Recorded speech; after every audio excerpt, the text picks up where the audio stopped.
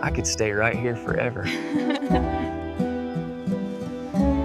This feels like a dream. Tomas Curio had never touched a woman, not in passion, not in love, not even in comfort. Despite everything, 38 years in the Sierra Mountains, and his hands knew only leather reins and stallion muscle. Then she arrived through the dust, demanding lessons in riding, and he saw it in her eyes, desperation wrapped in pride. What she wanted wasn't horsemanship. What he feared was that teaching her might destroy them both. But loneliness makes fools of careful men. Before we begin, hit that subscribe button and stay until the very end. Comment which city you're watching from, so I can see how far this story travels. Now, let's I ride. could stay right here forever. This feels The like a evening dream. Tomas first saw her, he was standing in the corral, with Tormentor working the stallion through figure eights. The horse moved like dark water, responsive to the slightest pressure of Tomas's legs, the faintest shift in his weight. 30 years of training horses had taught Tomas the language of silence, how to speak through your body, how to listen with your skin. The carriage came up the ridge road, throwing dust into the amber light. Tomas stopped, one hand on Tormentor's neck, and watched it approach. Carriages didn't come here. This was the end of everywhere, a ranch carved into the Sierra foothills where the wind talked more than people did. When the door opened, she stepped out like she was walking onto a stage. Dark hair pinned up, severe dress, the color of midnight, posture so straight it looked painful. Her face was beautiful in the way expensive things are beautiful, crafted, intentional, untouchable. "Are you Tomas Curio?" Her voice cut through the evening, direct, used to being answered. "I am. I need to learn to ride." Tomas looked at her shoes, polished leather, delicate heels. City shoes, useless shoes. "No." She blinked. Probably the first time anyone had refused her in years. "Excuse me," I said. "No. You're not dressed for it, you're not ready for it, and I don't teach city people who think riding is a Sunday entertainment." Her jaw tightened. "I'm not asking for entertainment, Mr. Curio. I'm asking for instruction." Same answer. He turned back to Tormentor, dismissing her. The horse snorted, sensing tension. Behind him, he heard her breathing fast, controlled, furious. Then her voice came again, different now. Smaller. "Please." That one word stopped him. Not the demand in it, but the crack underneath. He turned. She was still standing rigid, but something had shifted in her face. Her eyes weren't proud anymore. They were desperate. "I have money," she said. "Whatever you charge, I'll pay double." "Don't need your money." "Then what do you need?" Tomas studied her. Beneath the expensive dress and careful composure, he saw exhaustion. Fear, maybe. Something hunted. "Why? Why what? Why do you need to learn to ride?" She hesitated. "That's my business." Then my answer's still no. They stood there in the dust, locked in a standoff. The sun was sinking fast now, turning the mountains copper. Tormentor shifted beside Tomas, restless. Finally she spoke. "Because I need to know I can. I need to know that if I have to, I can get on a horse and ride away from everything. I need to know I'm capable of that." The honesty in it surprised him. Tomas had spent 3 decades avoiding exactly this kind of complication, but he recognized the sound of a person trapped. He'd heard it before in the voices of horses who'd been broken wrong, in the silence of men who'd given up in his own head during the long winters when the loneliness felt like suffocation. "One lesson," he said. "Tomorrow at dawn. If you're not here when the sun comes up, don't come back." Relief washed over her face. "Thank you." "Don't thank me yet." She climbed back into the carriage. As it pulled away, Tomas caught sight of the driver, a hard-faced man who looked at him with open suspicion. The kind of man paid to watch, not just to drive. Doña Anka was waiting on the porch when Tomas walked to the house. His aunt, 67 years old and sharp as broken glass, sat in her rocking chair with a cup of coffee and a knowing expression. "That girl's running from something," she said. "Everyone's running from something." Not everyone shows up here in a $500 dress asking for riding lessons. Tomas sat on the steps, suddenly tired. It's one lesson, Tia. Then she's gone. Mm-hmm. Anka sipped her coffee.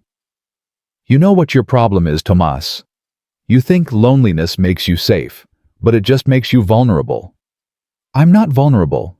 No, then why'd you say yes to her? He didn't have an answer for that. That night, Tomas lay awake listening to the wind. It came down from the high peaks, carrying the smell of pine and stone, rattling the shutters. Tormentor moved in his stall below, restless with the changing weather. Tomas thought about her eyes, how they'd looked when she said please. How desperation wore the same expression on everyone, regardless of money or breeding or pride. He thought about the last time a woman had stood this close to him. 20 years ago, 25. Her name had been Maria, and she'd worked at the supply store in town. She'd smiled at him twice, and he'd been so terrified of what came next that he'd started ordering supplies from 2 towns over. Easier to live alone than to risk the messy, dangerous business of letting someone in. Dawn came cold and gray. Tomas was in the corral before the sun, working with Bella. A gentle mare, 15 years old, patient as stone. If the city woman actually showed up, Bella would be forgiving of mistakes.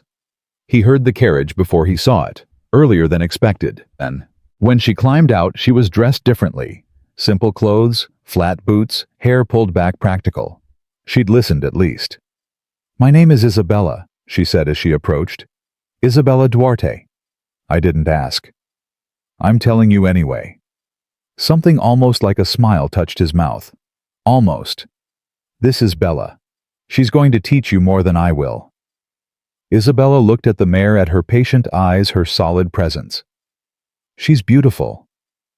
She's practical. Beauty doesn't keep you in the saddle. For the next 2 hours, Tomas taught her the basics. How to approach a horse without frightening it. How to let Bella smell her, accept her.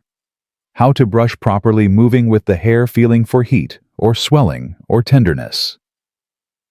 Isabella's hands were soft, uncalloused, but she didn't complain. She listened. She learned. Horses read you, Tomas said, watching her work. They know what you're feeling before you do. You can't lie to them. What if you're good at lying? Then you'll fall. She looked at him, then really looked at him. Have you ever fallen? Everyone falls. That's not what I asked. Tomas moved closer, adjusted her grip on the brush. Once, long time ago, broke 3 ribs and my collarbone, laid in bed for 2 months. What happened? I got cocky, thought I understood a horse I didn't understand. She threw me into a fence post. Did you quit? No. I learned. Isabella nodded slowly, absorbing this.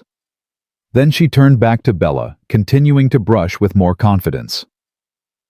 When it came time to mount, she froze. Standing beside Bella with 1 foot in the stirrup, she couldn't make herself swing up. What's wrong? Tomas asked. I don't know. I can't. Yes, you can. You don't understand. I understand you're scared. Everyone's scared the first time. But fear doesn't go away by standing here.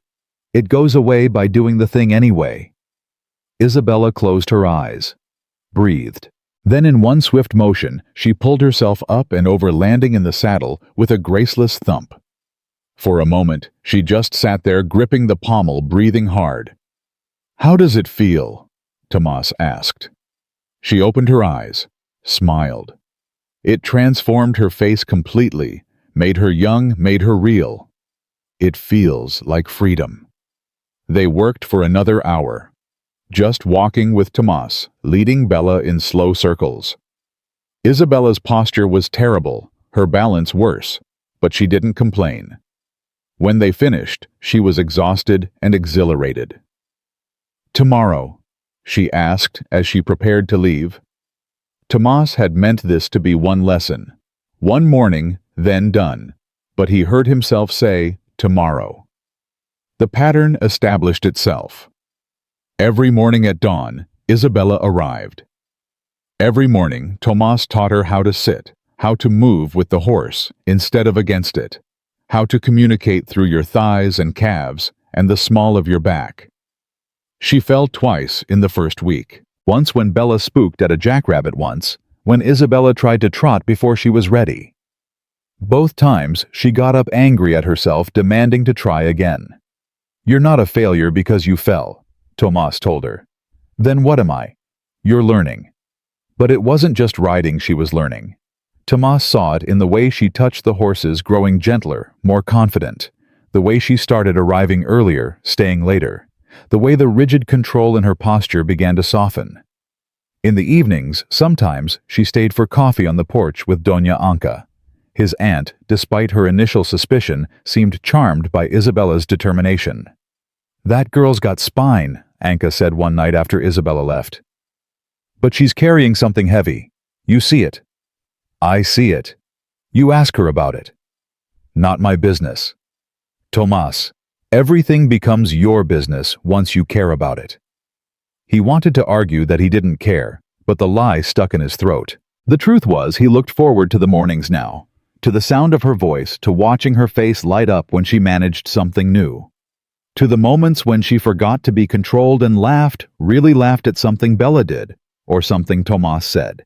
It had been so long since he'd had someone to talk to, really talk to beyond the weather and feed prices. Isabella asked him questions about the horses, about the land, about his life. At first he deflected, but gradually he found himself answering. He told her about growing up here, about his father, who'd taught him everything about horses and nothing about people. About the winter his parents died carbon monoxide from a faulty heater, and how he'd been 23 and suddenly alone with a ranch and no idea how to run it. "But you figured it out," Isabella said. "Had to. Anca came to help, but it was my responsibility." "Do you ever regret it? Staying here alone all these years?" The question landed like a stone in still water. Tomas watched Tormentor moving in the far pasture, powerful and solitary. "Some days," he said quietly, "some days I think I chose wrong, chose safe instead of full. And other days I think I chose honest. This life doesn't lie to me." Isabella was quiet for a long moment. Then, "I'm getting married." The words hit him harder than they should have, harder than he had any right to feel. "Congratulations," he managed. "Don't. It's not what you think." "I'm not thinking anything." "Yes, you are. You're thinking I'm like all the other rich girls who come out here playing cowgirl before they go back to their real lives." "Are you?" She turned to face him fully. "My father owns 3 banks. He made some very bad investments. Now he owes money to people who don't accept failure. The man I'm marrying, James Rutherford, he's buying my father's debt. The price is me." Tomas felt something cold settle in his chest. "You don't have to marry him. If I don't, they'll take my sister instead. She's 17. So yes, I do have to marry him." "When?" 3 weeks. 3 weeks. 21 mornings. Then she'd be gone." "Why are you telling me this?" Isabella looked down at her hands, hands that were finally starting to callous to show signs of real work. "Because you asked me once why I needed to learn to ride. This is why. Because I need to know that I'm more than what they're making me. I need to know I can do something for myself by myself, that I'm capable of more than being sold." The anger in her voice was raw, righteous. Tomas recognized it, the fury of being trapped by other people's choices, other people's failures. "You are capable," he said. "Anyone who spends 5 minutes with you can see that." "Then why does it feel like I'm disappearing?" He didn't have an answer. What could he say? That the world was built to disappear, women like her, that duty and honor were just pretty words for sacrifice, that he understood exactly what it felt like to choose survival over living. Instead, he said, "Tomorrow we ride out into the mountains. Real riding, not just circles in the corral. You're ready." Her face transformed. "Really? Really?" That night, Mateo came by. Tomas's only friend, a border patrol officer who stopped by once a month on his rounds. They sat on the porch drinking beer while Anka made dinner, and Mateo looked at Tomas with concern. "You teaching that Dwarte girl to ride?" Tomas went very still. "You know her, know of her. Word is she's supposed to marry James Rutherford. Word also is Rutherford's people are looking for her. She disappeared 2 weeks ago, showed up here." "She's not running. She'll go back." "Will she?" "Because Rutherford doesn't seem sure of that. He's got people asking questions." "She gave her word. She'll keep it." Mateo studied him. "You're getting attached." "I'm teaching her to ride." "Tomas, you've been alone up here for 15 years. Now suddenly there's a beautiful woman showing up every morning, and you're telling me it's just riding lessons." "It's just riding lessons." But even as he said it, Tomas knew it was a lie. Knew it from the way his chest tightened when Isabella smiled. From the way he found himself watching the road before dawn waiting for her carriage. From the way her confession about the marriage had felt like a physical blow. He was falling. After 38 years of careful solitude, he was falling for a woman he couldn't have, who'd be gone in 3 weeks. "Be careful," Mateo said quietly. "Men like Rutherford don't forgive threats to their property." "She's not property." "To him she is. And if he finds out she's spending her mornings with you, he'll make it his business." After Mateo left, Anka found Tomas in the barn, brushing Tormentor, even though the stallion didn't need it. "You're in trouble," she said. "I know. What are you going to do about it?" "Nothing. In 3 weeks, she'll marry him, and I'll never see her again." And until then, Tomas leaned his forehead against Tormentor's neck. The horse was warm, solid, real. "Until then, I'll teach her to ride." "Is that all you'll teach her?" He didn't answer. The next morning dawned clear and cold. When Isabella arrived, Tomas had both horses saddled Bella for her Tormentor for himself. "We're going to the ridge trail," he said. "It's steep in places. Stay close and do what I tell you." The excitement in her eyes was worth any risk. They rode out as the sun broke over the mountains, turning the world gold. Isabella had improved dramatically. She sat straighter now, moved with Bella instead of fighting her. Tomas watched her from the corner of his eye, saw the concentration on her face, the determination. The trail climbed through pine forest, the air sharp with resin. Birds called in the canopy. Bella picked her way carefully over roots and stones, and Isabella trusted her, letting the mare choose her footing. At the top of the ridge they stopped. The view spread before them, mountains rolling away in every direction, endless and ancient and indifferent. "It's beautiful," Isabella breathed. "It's honest," Tomas said. "Mountains don't pretend to be something they're not." She turned to look at him. "Do you think I'm pretending?" "I think you're surviving." "Is there a difference?" "Sometimes." They sat in silence, the horses standing hip-shot and relaxed. A hawk circled overhead riding thermals. "Tell me about him," Tomas said. "Your future husband." Isabella's jaw tightened. "He's 43, owns half the railroad contracts in the state, collects things art land companies, people. And you're another thing to collect." "Exactly. Have you met him?" "Twice. Once at a dinner party once when he came to finalize the arrangement with my father. He looked at me the way men look at horses they're considering buying, checking my teeth." Rage flared in Tomas's chest. "Your father agreed to this." "My father's a coward. He gambled away his fortune, and now he's gambling away his daughters to save his own skin." She paused. "But he's still my father, and my sister, she doesn't deserve to pay for his mistakes." "Neither do you." "Someone has to." Tomas wanted to argue to tell her she was wrong, that there was always another choice. But he'd lived long enough to know that sometimes the only choices available were all terrible, and you just picked the one you could live with. "What happens after you marry him?" he asked. "I play the role.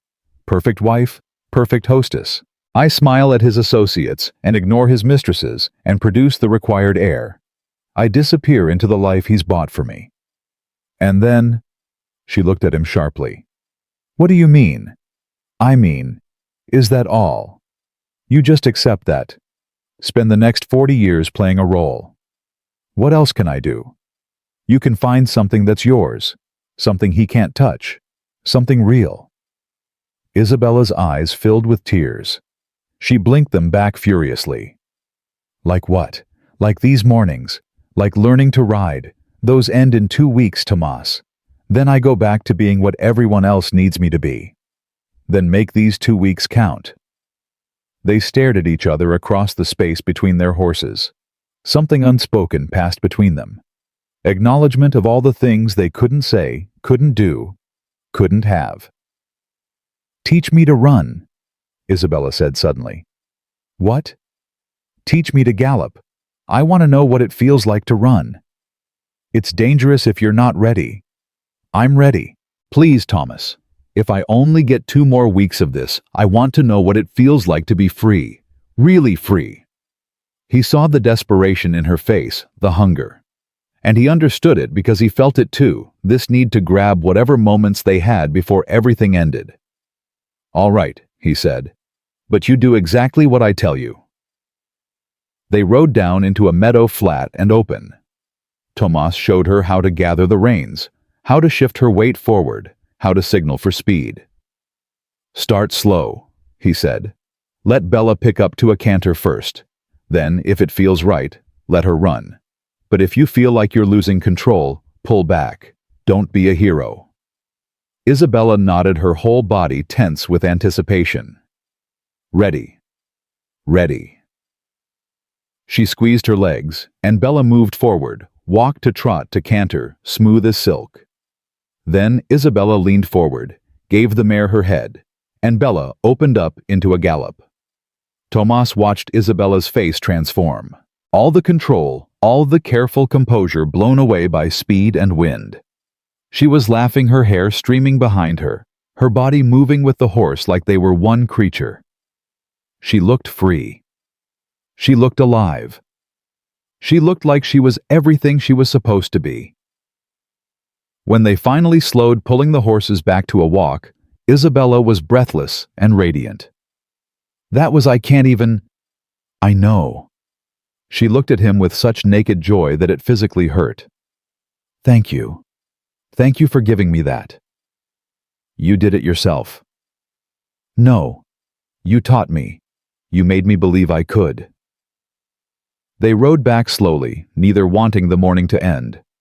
At the ranch, as Isabella prepared to leave, she paused. Tomas, can I ask you something?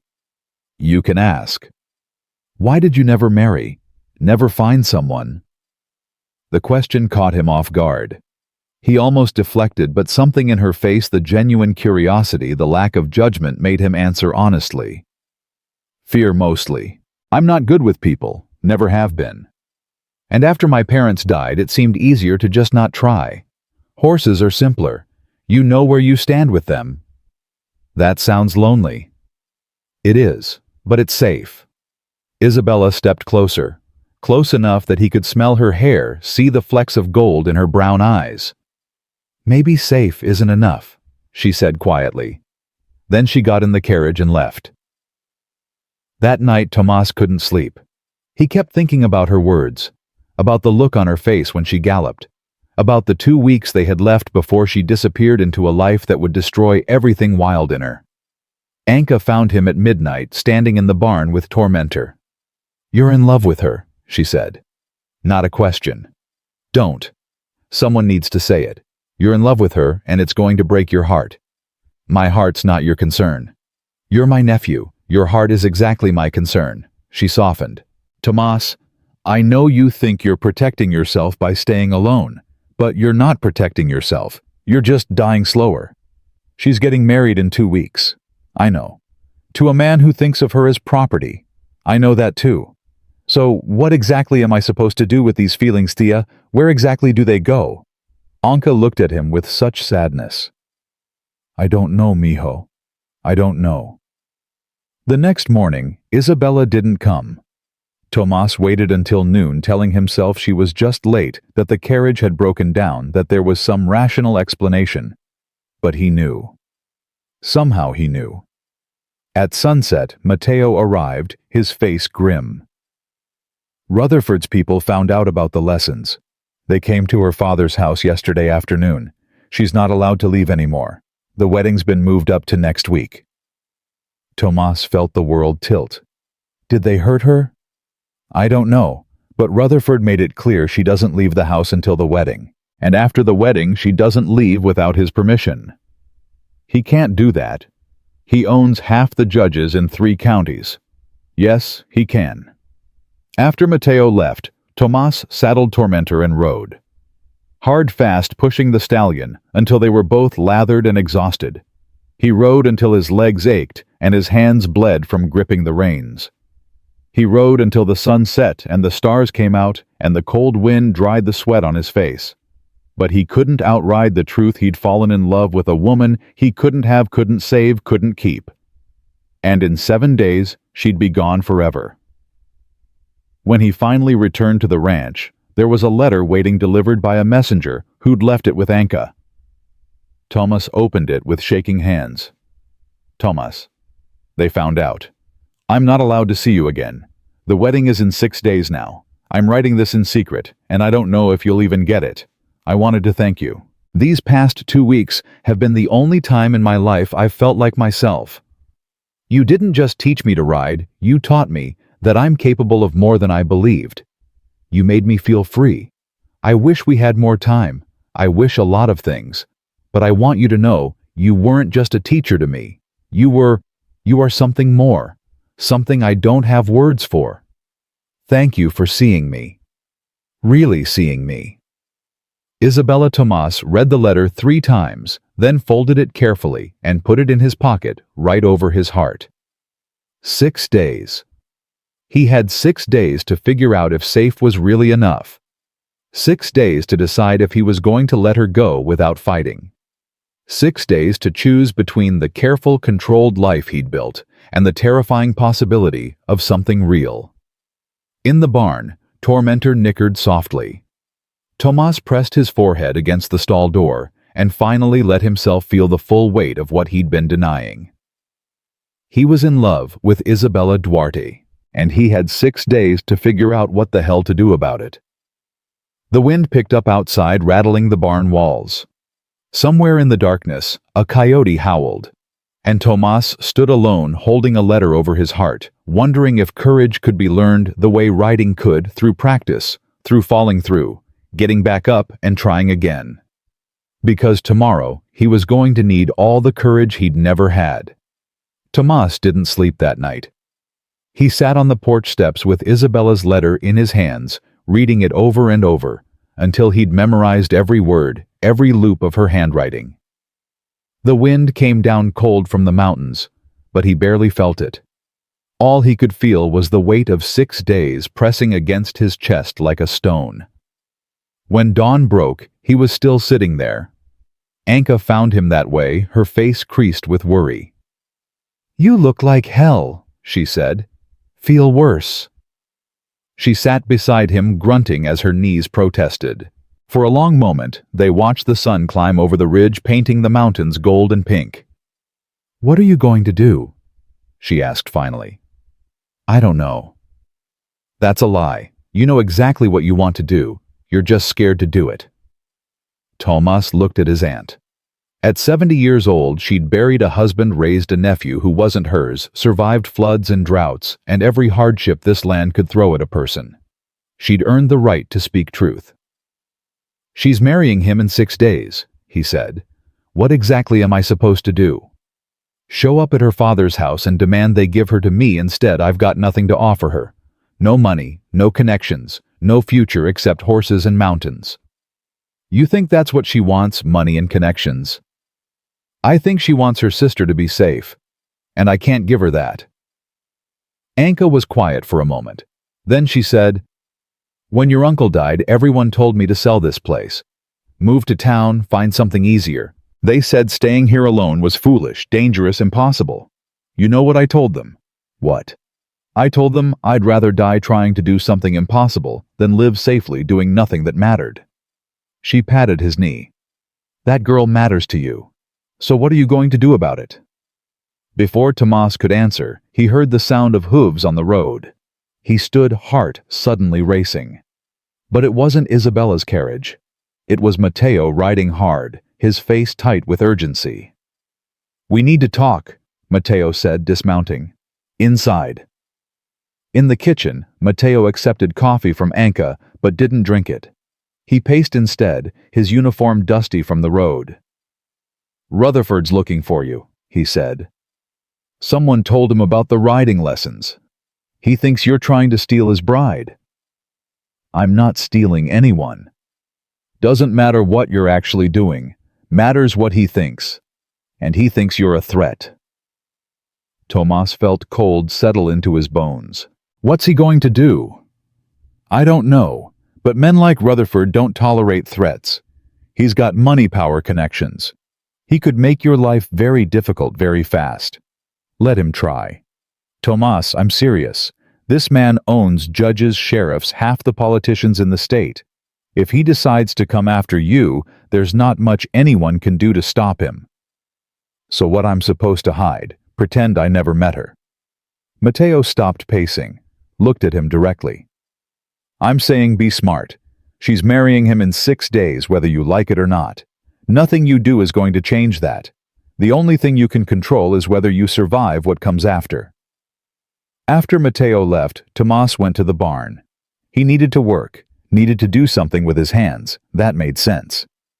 He started mucking stalls, throwing his whole body into the physical labor, trying to exhaust the thoughts that kept circling.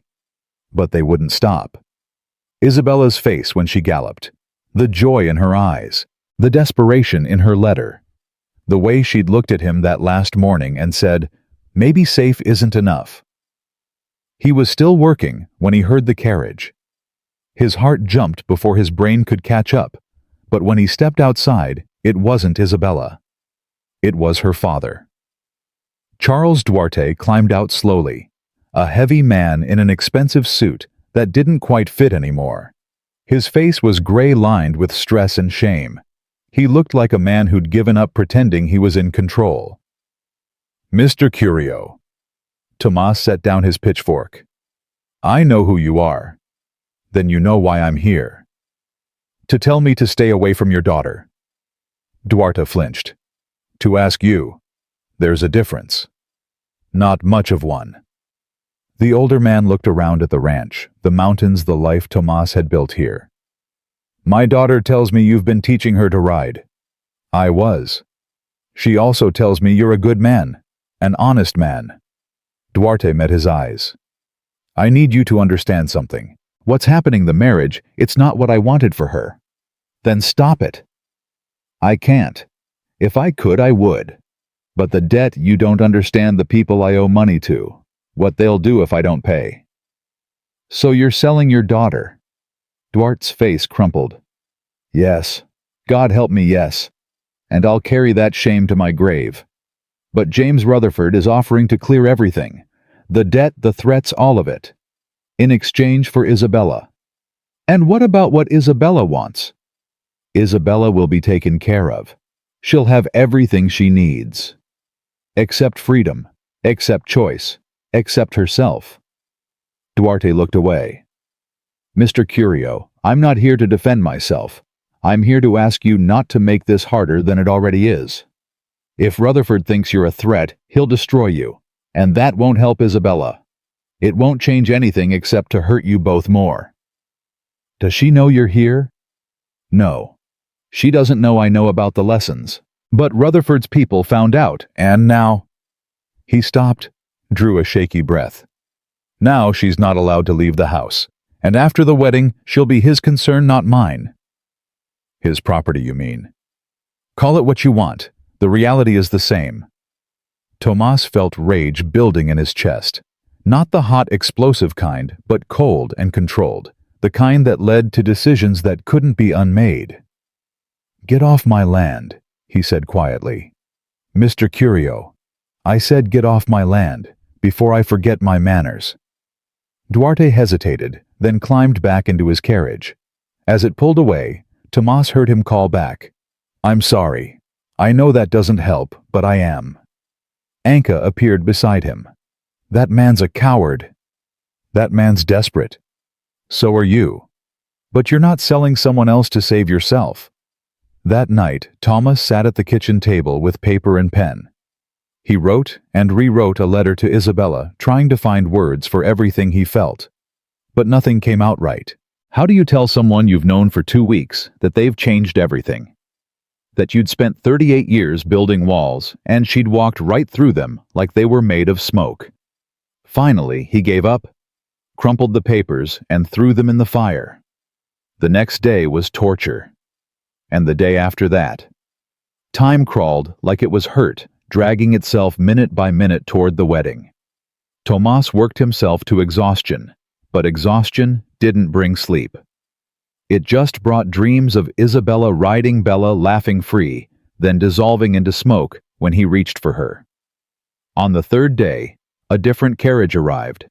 This one was black, polished to a mirror shine, pulled by horses that cost more than Tomas made in 5 years. The man who stepped out wore a suit that probably cost more than 10. James Rutherford was tall, silver-haired handsome, in the way money makes men handsome. He moved with the confidence of someone who'd never been told no in his entire life. Tomas Curio. His voice was smooth, educated, condescending. "What do you want?" "To meet the man who's been teaching my fiancée to ride." Rutherford smiled, but it didn't reach his eyes. "I wanted to thank you personally for the lessons. Isabella speaks very highly of you." "She's spoken to you about me." "Oh no. But I have people who tell me things. That's how business works, Mr. Curio. Information is currency." He walked closer, examining the ranch with barely concealed disdain. "Charming place, very rustic." Tomas said nothing. "I understand you're quite skilled with horses. I have stables myself, thoroughbreds mostly. Perhaps you'd be interested in employment. I'm always looking for competent trainers." "No. No. You don't even want to hear the salary." I said no. Rutherford's smile tightened. "Mr. Curio, let me be direct. Isabella is going to be my wife in 3 days. She'll have everything she needs, wealth, status, security. What she won't need is a mountain cowboy with romantic notions and calloused hands. Get off my property." "I'm trying to be civilized about this." "No, you're trying to mark territory. I'm not interested in your job, and I'm not interested in being intimidated. So get off my property before I throw you off." Rutherford's face hardened. The pleasant mask dropped, revealing something cold underneath. "You're making a mistake." "Won't be the first one." "No, but it might be your last." Rutherford climbed back into his carriage. "Oh, and Mr. Curio, stop writing letters to my fiancée. They won't reach her. I've made sure of that." After he left, Tomas stood shaking with rage. Anka came out, took one look at his face and said, "What happened?" "He came to threaten me." "Did it work?" Thomas looked at his aunt. At the ranch, his father built the life he'd spent 15 years maintaining, the safe, small world he'd created. Then he thought about Isabella, locked in her father's house, counting down days to a marriage that would destroy her. "No," he said. It didn't work. That night he rode to town, found Matteo at the cantina nursing a beer. "I need your help," Tomas said. Matteo sighed. "I was afraid you'd say that." "Can you get a message to Isabella?" "Tomas. Can you—" Matteo was quiet for a long moment. Then, "Maybe. Her sister goes to church every morning. I might be able to slip something to her there. But it's risky. If Rutherford finds out, I know the risks. Will you do it?" "What's the message?" Tomas pulled out the letter he'd written, the 5th attempt, the only one he'd kept. "Just give her this." Matteo took the letter, held it like it weighed 10 pounds. "You know this isn't going to change anything, right? She's still marrying him." "I know." "Then why?" "Because she deserves to know she's not alone. That someone sees what's happening and thinks it's wrong. That someone—" He stopped, swallowed hard.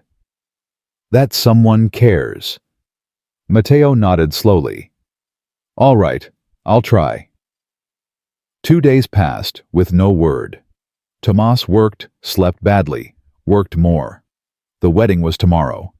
Tomorrow Isabella would marry James Rutherford and disappear into a life that would slowly kill everything real in her.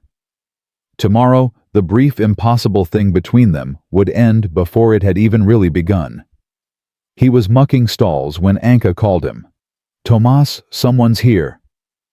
His heart jumped, but when he got to the house it wasn't Isabella. It was her sister, young, scared, barely 17.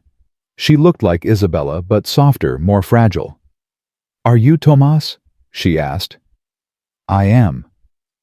I'm Clara, Isabella's sister. She looked around nervously. I shouldn't be here. If they find out... What do you need? Clara pulled out a letter, held it toward him with shaking hands. Isabella asked me to bring you this. She couldn't come herself. They're watching her every minute. Thomas took the letter carefully. Is she all right? Tears filled Clara's eyes. No, she's not all right. She cries every night. She thinks no one hears her, but I do, and she's not eating.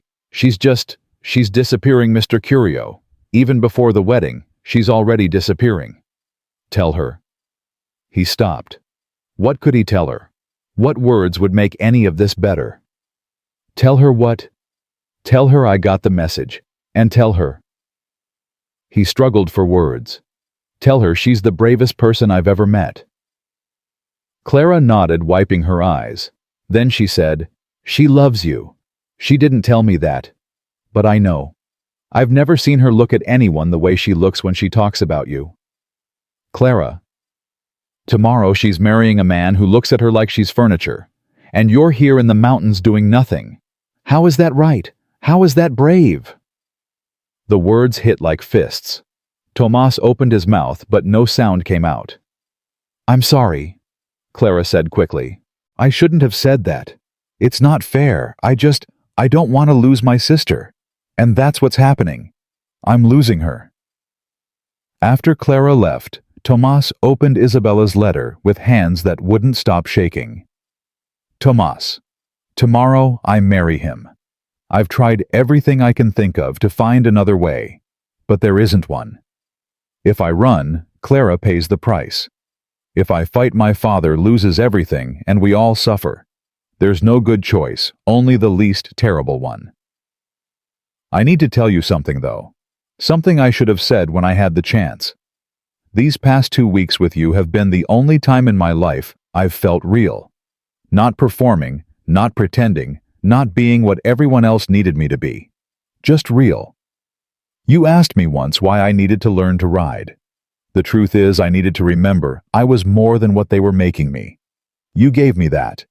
You showed me I was capable of strength, of courage, of choice. Even if those choices are limited now, I'll always know I made them. I wish we'd had more time. I wish so many things. But I want you to know you weren't just someone who taught me to ride. You were someone who saw me, really saw me. And for a little while, I got to see myself through your eyes. I got to be who I really am. Thank you for that gift.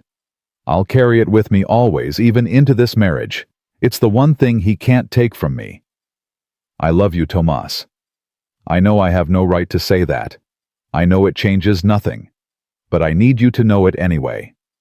I love you, and I'm sorry I didn't say it when we had time. Tomorrow I become someone else's wife. But tonight, just for tonight, I'm still myself. And I'm yours. Always, Isabella. Tomas read the letter 3 times. Then he folded it carefully, put it in his pocket, and walked to the barn. Tormentor was waiting, ears pricked forward, sensing something. We're going for a ride, Tomas said. He rode hard, pushing Tormentor up into the high country, where the air was thin and cold. He rode until the ranch was just a speck below, until the world was nothing but mountains and sky and wind. He rode until his body ached and his lungs burned. At the top of the highest ridge he stopped, sat in the saddle, looking out at the endless Sierra, at the life he'd built here, at everything he was about to risk. "What do I do?" he asked the mountains. But mountains don't answer questions. They just endure. When he got back to the ranch, it was dark. Anka was waiting on the porch, a bottle of whiskey and 2 glasses beside her. "Sit," she said. He sat. She poured. They drank in silence. Finally, she said, "You're going after her." It wasn't a question. "Yes." "Even though it won't change anything." "Especially because it won't change anything. She needs to know she's not alone.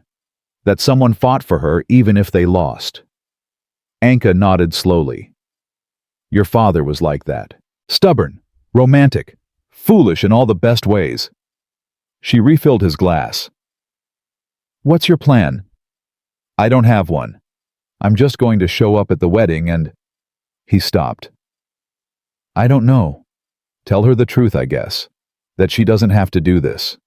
That there's another choice. Even if that choice is impossible. Especially then." Anka smiled sadly. "You're going to get hurt, mijo." "I'm already hurt. At least this way, I'll know I tried." They sat drinking whiskey under the stars. After a while, Anka said, "You know what your problem is, Tomas? You spent so long protecting yourself from getting hurt that you forgot why people risk it in the first place. You forgot that some things are worth the pain." "Is she worth it?" "I think you already know the answer to that." Tomas looked at his hands, scarred, calloused, built for work. Hands that had never touched a woman with tenderness, never held someone close, never learned the language of intimacy. Hands that were terrified and desperate in equal measure. "What if I'm not enough?" he asked quietly. "What if she sees me tomorrow and realizes I'm just a ranch hand with nothing to offer? Then at least she'll see you tried, and sometimes Tomas trying is enough, not for the outcome but for the soul." Anka stood, joints creaking. "Get some sleep. Tomorrow you're going to need your courage." But Tomas didn't sleep. He lay in bed staring at the ceiling, listening to the wind, thinking about Isabella locked in her father's house, counting down her last hours of freedom. Thinking about the wedding tomorrow, about Rutherford's cold eyes, about Clara's words. How is that right? How is that brave? At 3 in the morning, he gave up and went to the kitchen, made coffee, sat at the table writing and rewriting what he'd say, but no words seemed right. How do you tell someone you love them when the timing is impossible? How do you offer freedom when you have nothing to offer but yourself? Dawn came slow and gray. Tomas dressed in his best clothes, which weren't much, brushed his hair, looked at himself in the mirror and barely recognized the man staring back. Scared, determined, awake in a way he hadn't been in 15 years. "You look terrified," Anka said from the doorway. "I am terrified." "Good. Means it matters." Mateo arrived an hour later, dressed in his uniform. "I'm going with you," he said. "Someone needs to bail you out when Rutherford has you arrested." "He can't arrest me for showing up at a wedding." "No, but he can arrest you for disturbing the peace, trespassing, harassment. Take your pick. Men like Rutherford don't need real reasons." The 3 of them rode to town together, Tomas on Tormentor, Mateo and Anka in Mateo's truck. The wedding was at 2 o'clock at the biggest church in the county. By the time they arrived, carriages were already lined up, women in expensive dresses climbing out, men in suits discussing business. Tomas felt suddenly completely out of place. He was a mountain rancher in worn clothes crashing a society wedding. What was he thinking? But then he remembered Isabella's letter. "I love you, Tomas." And he kept walking. Inside the church was packed. Hundreds of people, all here to watch Isabella be sold like livestock to the highest bidder. Tomas found a spot in the back, trying to be invisible. At 2 o'clock, music started. Everyone stood. The doors opened. And there she was. Isabella walked down the aisle in a white dress that probably cost more than his entire ranch. Her hair was perfect. Her makeup flawless, her posture controlled. She looked like a painting, like something unreal. But Tomas saw past all that. He saw the tightness around her eyes, the too careful way she held herself, the absence of any real joy. He saw a woman going to her execution with dignity and grace. Their eyes met across the church. For just a moment, everything else disappeared. Just the two of them connected by something that had no name, no future, no possibility, except this moment. Then Rutherford stepped forward to claim his bride, and the moment shattered. Tomas watched the ceremony like it was happening underwater. The priest's words were distant, meaningless. Rutherford held Isabella's hand like he owned it, which legally he was about to. "Speak now, or forever hold your peace," the priest said. Tomas's heart hammered. This was it. This was the moment. All he had to do was speak. Stand up, say the words, tell the truth. But his voice wouldn't work. His body wouldn't move. Because what could he say? That he loved her, that she deserved better. Everyone here knew that. Saying it out loud wouldn't change the debt, wouldn't protect Clara, wouldn't give Isabella any choice except the one she'd already made. The moment passed. The priest continued. Rutherford said, "I do," with satisfaction in his voice. Isabella said, "I do," like she was dying. "I now pronounce you husband and wife." It was done. She was his. Legally, socially, completely. Tomas felt something break inside his chest. Something that had been holding him together, keeping him careful, keeping him safe. It broke, and in its place was just pain. Pure, simple, devastating pain. He turned to leave. But as he did, Isabella's voice rang out across the church. "Wait." Everyone froze. Isabella was staring directly at Tomas, her hand still in Rutherford's, but her eyes only on him. "Isabella," Rutherford said quietly, dangerously. "What are you doing?" She ignored him. "Tomas, wait. Please." The church erupted in whispers. Rutherford's face went dark with fury, but Isabella kept her eyes locked on Tomas as she said the words that changed everything. "I can't do this." The church exploded into chaos. Voices rose in shock and confusion, overlapping each other until the words became meaningless noise. But Tomas heard none of it. He could only hear his own heartbeat thundering in his ears, could only see Isabella standing at the altar in her white dress. Her hand still trapped in Rutherford's grip, her eyes fixed on him with something that looked like terror and hope mixed together. Rutherford's face had gone from pale to crimson. "Isabella, you will sit down, and you will be silent." "No." Her voice shook but held. "I won't. You just made vows before God and 300 witnesses. Vows I didn't want to make, vows I was forced into." Charles Dwarte stood from the front pew, his face stricken. "Isabella, please. Think about what you're doing." "I have thought about it, Father. I've thought about nothing else for 3 weeks. And I can't do this. I won't do this." Rutherford yanked her closer, his grip tightening on her wrist. Tomas saw her flinch, and something primal surged through him. He started moving down the aisle before he'd made the conscious decision to do so. "Let her go," he said. Every head in the church turned to him. Rutherford's eyes narrowed with pure hatred. "You. I should have known. You're the ranch hand who's been filling her head with romantic nonsense. I'm the man who taught her she has choices. She made her choice when she said, 'I do.' She was coerced into saying it. By whom? Her own father. The unfortunate circumstances of his bad investments. I didn't coerce anyone, Mr. Curio. I simply offered a solution to a family in crisis." Tomas kept walking until he was standing at the altar, close enough to see the tears streaking Isabella's makeup, close enough to see the bruises forming on her wrist where Rutherford held her. "Let her go," he said again, quieter this time. More dangerous. Rutherford smiled coldly. "Or what, you'll fight me in a church in front of witnesses. I'll have you arrested for assault." "Worth it." Mateo appeared beside Tomas, his hand resting on his service weapon. "Mr. Rutherford, I suggest you release Mrs." He paused, corrected himself. I suggest you release Miss Dwarte. Now. She's my wife. The ceremony isn't complete until you exit the church and sign the registry. Technically, she's still Miss Dwarte. And technically, you're causing her visible harm. Rutherford looked down at Isabella's wrist at his own white-knuckled grip and slowly released her. Isabella stumbled backward, rubbing her wrist, and Tomas moved between her and Rutherford instinctively. The priest, who'd been standing frozen throughout all this, finally found his voice. This is highly irregular. The vows have been spoken. In the eyes of God, God sees everything. Isabella said, her voice stronger now. Including what this marriage really is. Including what I've been forced to do. And I don't think God wants me to spend the rest of my life in a cage. Clara pushed through the crowd, tears streaming down her face.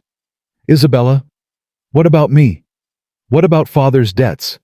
If you don't marry him, they'll... I know. Isabella's voice cracked.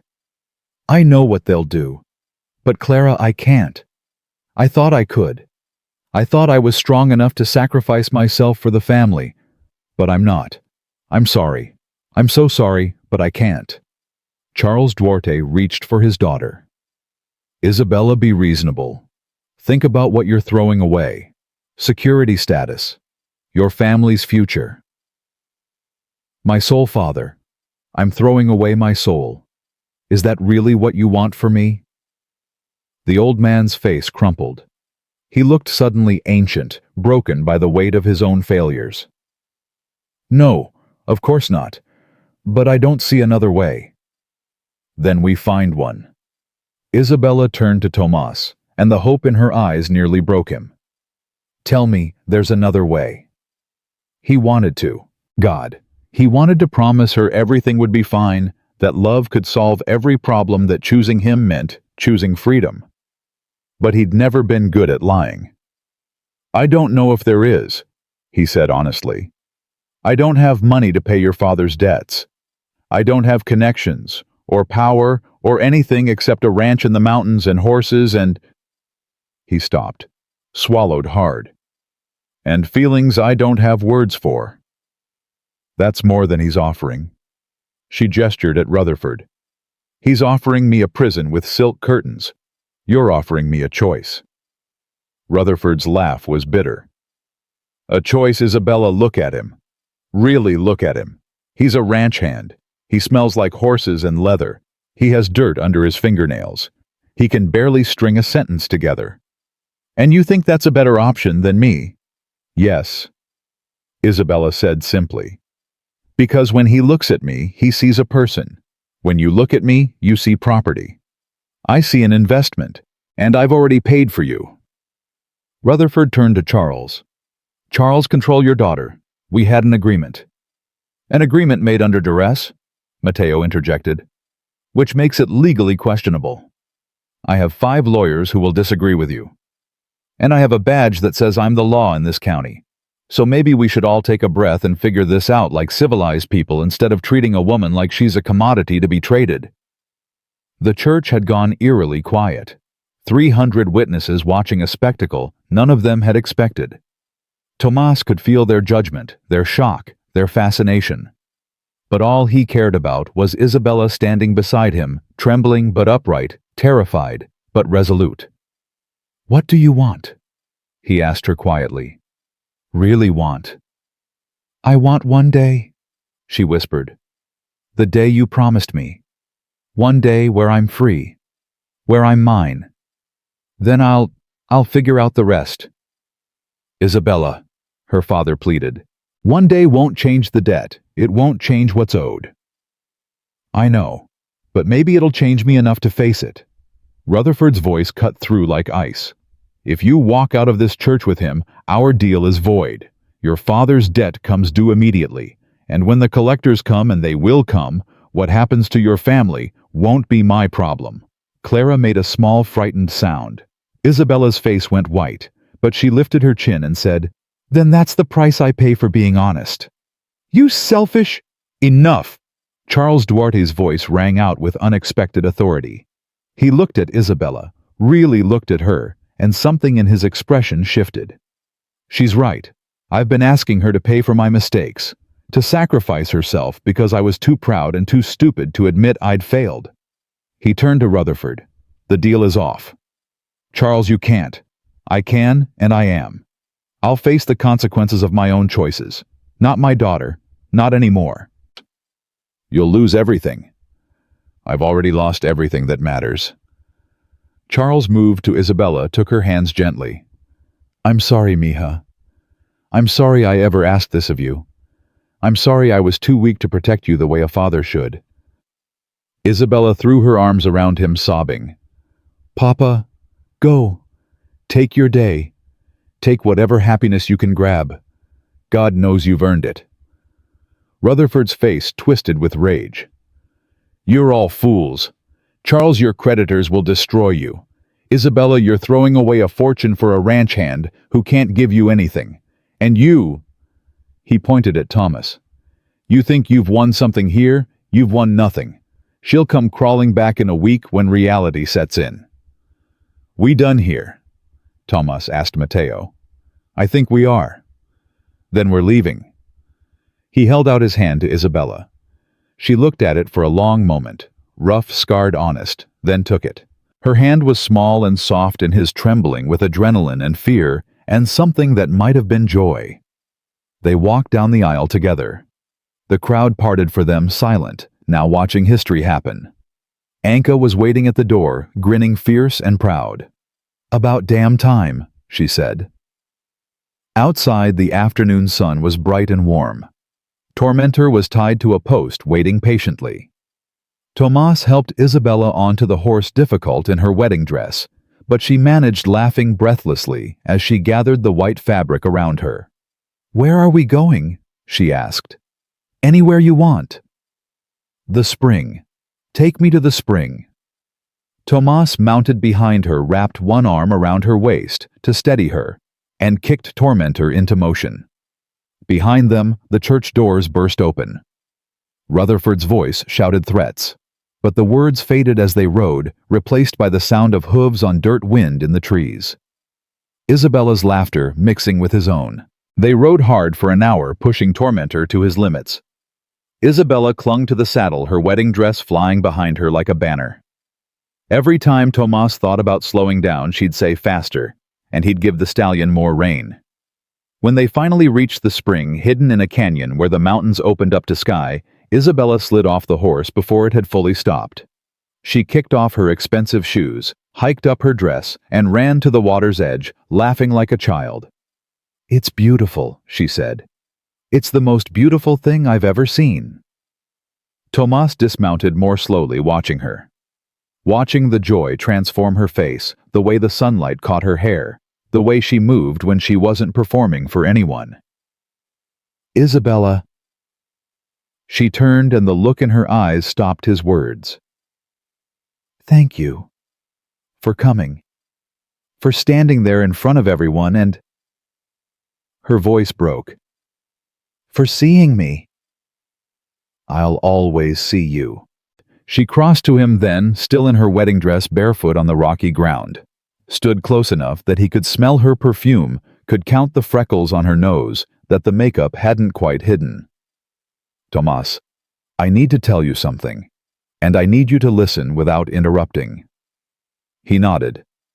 "When I came to you 3 weeks ago, I thought I just wanted to learn to ride. I thought if I could do this one thing for myself, it would be enough to carry me through the rest of my life. But you gave me so much more than riding lessons. You gave me back myself.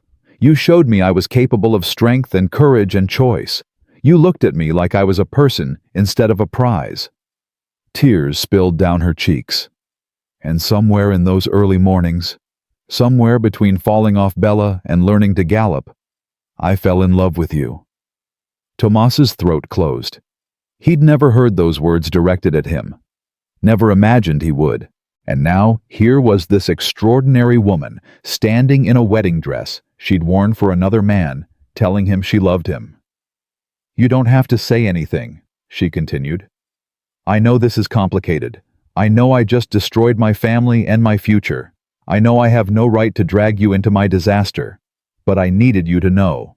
Before anything else happens, I needed you to know you're loved." He found his voice finally. "I love you too." The words came out rough, unpracticed, but they were true. Truer than anything he'd ever said. "I don't know how this happened so fast," he continued. "I don't understand it. But somewhere between teaching you to trust Bella and watching you ride free, I fell completely in love with you. And I know I have nothing to offer you. I know I'm not the life you deserve. But if you'll have me, if you'll take a chance on a man who barely knows how to talk to people, who lives alone in the mountains, training horses, I swear I'll spend the rest of my life trying to deserve you." Isabella laughed through her tears. "Deserve me, Tomas? You're the only person who's ever treated me like I'm worth more than my father's debt or my face or my family name. You saw me, just me, that's everything." He pulled her close, then carefully, like she might break.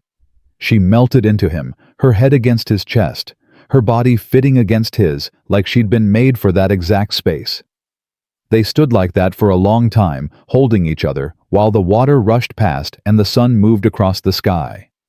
"What happens now?" she asked finally. "I don't know. Your father's creditors will come after him.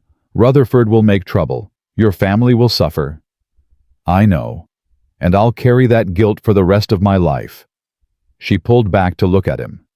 "But I can't go back. I can't marry him. Even knowing the consequences, I can't." "Then we face the consequences together." "You don't have to do that. This isn't your fight." "Yes, it is. The moment I fell in love with you, it became my fight." They spent the rest of the afternoon at the spring.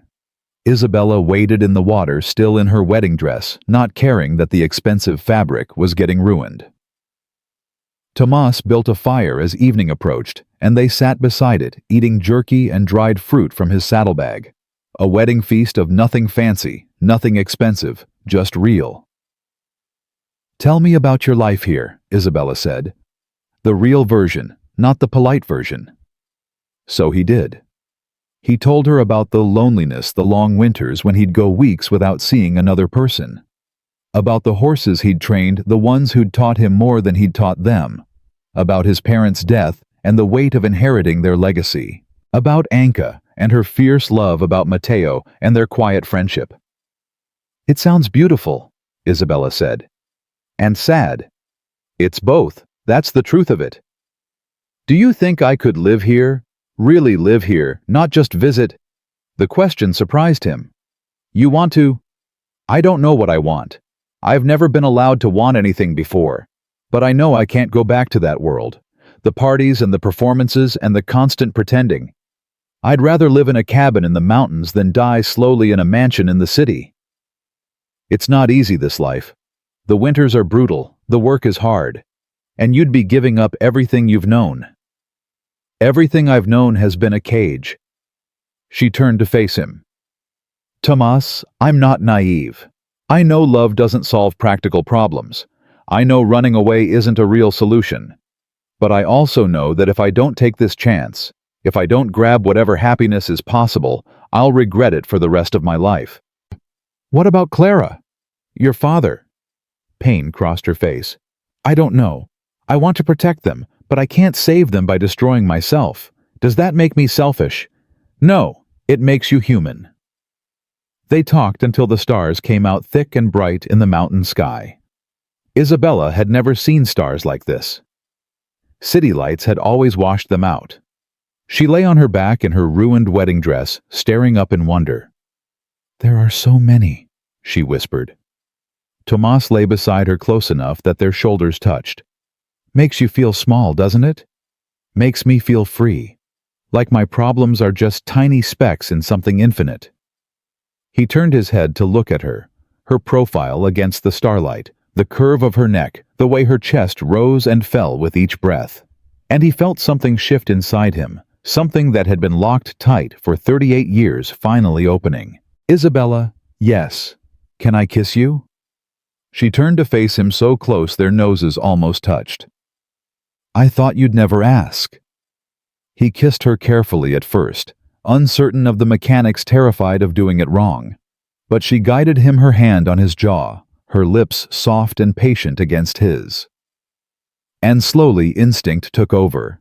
The kiss deepened, grew urgent, became something that felt like drowning and breathing at the same time. When they finally broke apart, both breathless, Isabella laughed. For someone who's never done this before, you're a very fast learner. I have a good teacher. They kissed again, longer this time. And then again.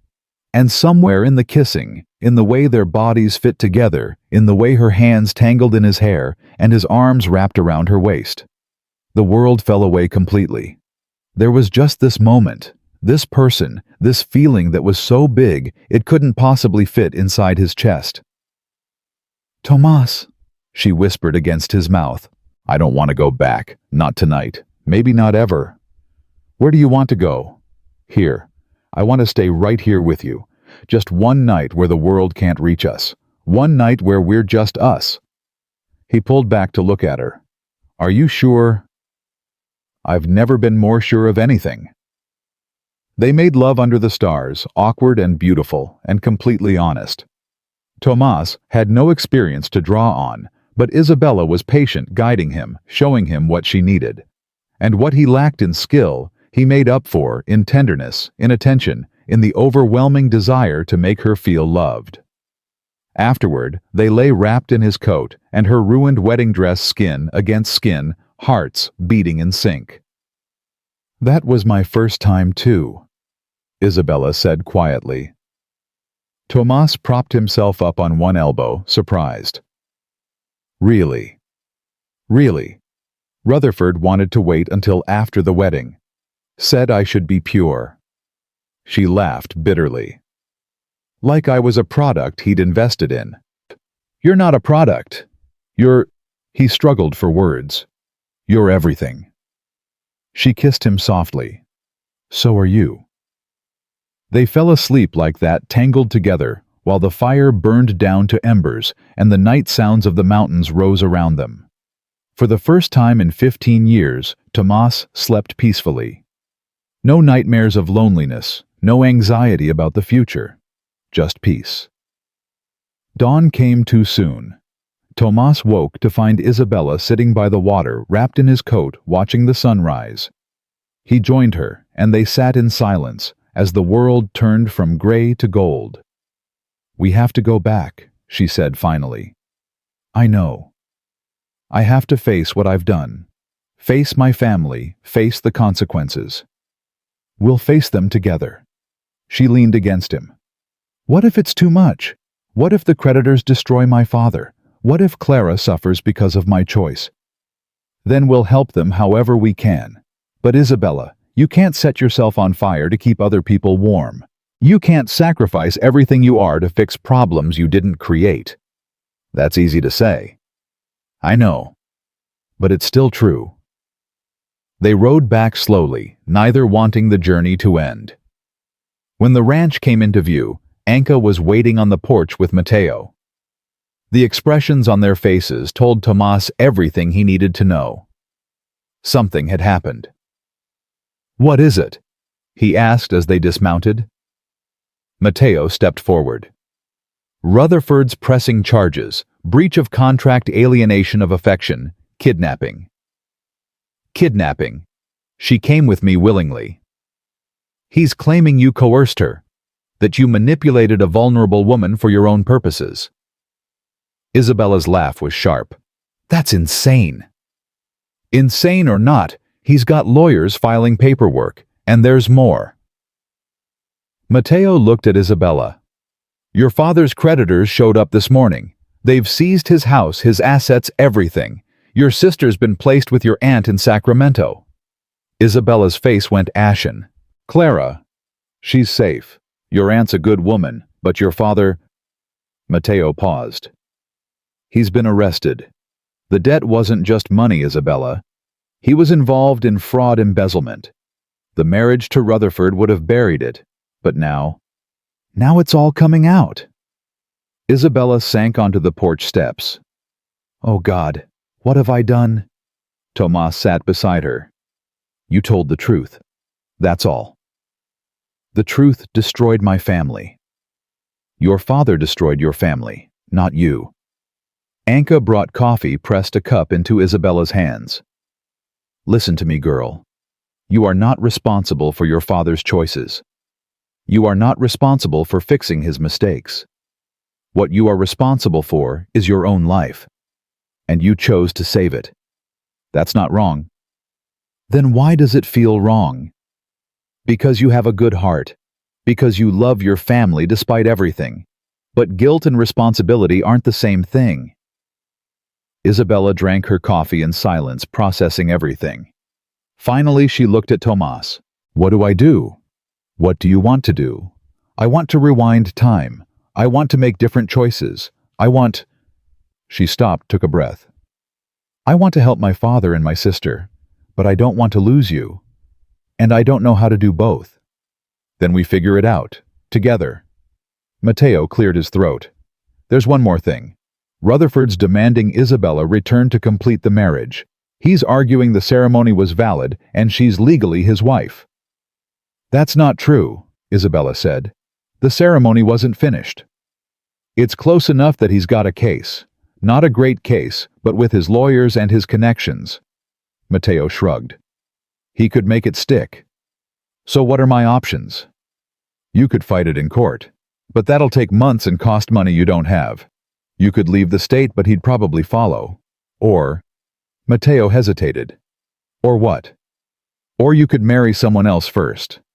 Make it legally impossible for his claim to stick. The words hung in the air like smoke. Isabella looked at Tomas. Tomas looked back. Neither spoke. Finally, Anka said what they were both thinking. That's a terrible reason to get married. But it would work, Mateo said. If she's already married to someone else, Rutherford's argument falls apart. And who exactly is she supposed to marry? Anka asked. She just ran away from one wedding. You want her to jump straight into another? Tomas stood up, walked to the edge of the porch. His mind was racing. Marriage. To Isabella. The woman he'd known for 3 weeks. The woman he loved so completely it terrified him. The woman who'd just destroyed her entire life and didn't need another impulsive decision piled on top. Tomas. Isabella's voice was soft. He turned. She was standing now, still wrapped in his coat, looking at him with eyes that held everything: fear and hope, and love and desperation, all mixed together. If I asked you, she said carefully, if I asked you to marry me, not because of Rutherford, not because we have to, but because we want to, what would you say? His heart hammered against his ribs. I'd say yes. But what? But I'd want you to be sure. Really sure. Not running from something, but running towards something. I am running towards something. She crossed to him. I'm running toward you. Toward a life that's real instead of performed. Toward a future I choose instead of one that's chosen for me. She took his hands. Tomas, I know this is fast. I know it's crazy, but I also know I love you. And I know I want to spend whatever time we have left being myself with you. Whatever time we have left. She smiled sadly. We both know Rutherford isn't going to let this go. We both know my father's situation is going to get worse before it gets better. We both know there are consequences coming that we can't predict. But right now, in this moment, I'm choosing you. I'm choosing us, if you'll have me. Tomas looked at Anka. She shrugged, looked at Mateo. He nodded slightly. Then he looked back at Isabella, brave, broken, beautiful Isabella, and said the easiest words he'd ever spoken. Yes, I'll marry you.